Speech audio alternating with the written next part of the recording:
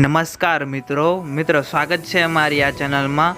મિત્રો તમે જોઈ રહ્યા છો કૃષિને લગતા મહત્વના સમાચાર। અમારી આ ચેનલમાં નવા હોય તો ચેનલને જરૂર સબસ્ક્રાઇબ કરજો। તો સમાચાર ઉપર આગળ વધીએ તો રાજ્યમાં હજુ પણ આગામી 5 દિવસ છૂટોછવાયથી વરસાદી માહોલ જોવા મળશે। જ્યારે હવામાન વિભાગના જણાવ્યા અનુસાર ગુજરાત ઉપર સામાન્ય વરસાદની સિસ્ટમને કારણે હળવો મધ્યમ જોવા મળશે, જ્યારે સૌરાષ્ટ્ર, ઉત્તર ગુજરાત અને દક્ષિણ ગુજરાતમાં વાદળછાયું વાતાવરણ જોવા મળશે।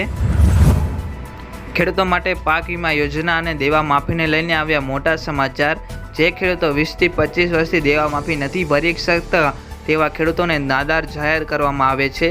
તો જે ખેડૂતો રેગ્યુલર નોન વ્યાજ થઈ ચૂકે છે તેમને શું લાભ મળશે તે પણ એક ચિંતાનો વિષય બન્યો છે। એનએફએસે રેશન કાર્ડ ધરાવતા તમામ ખેડૂતો માટે મફત અનાજ વિતરણ લઈને આવ્યા મોટા સમાચાર।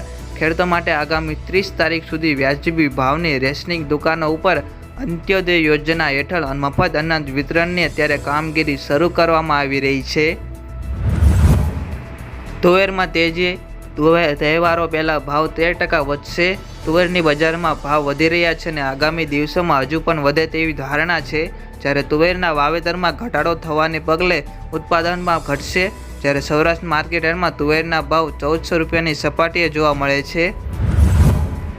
આગોતરા કપાસમાં વરસાદને કારણે ભારે નુકસાન જોવા મળે છે। જ્યારે કપાસમાં આવેલા ફૂલ અને સાપના ઢગલા થઈ ગયા છે। તેવામાં તૈયાર થયેલા કપાસના જીંડવા પણ બગડી ગયા છે।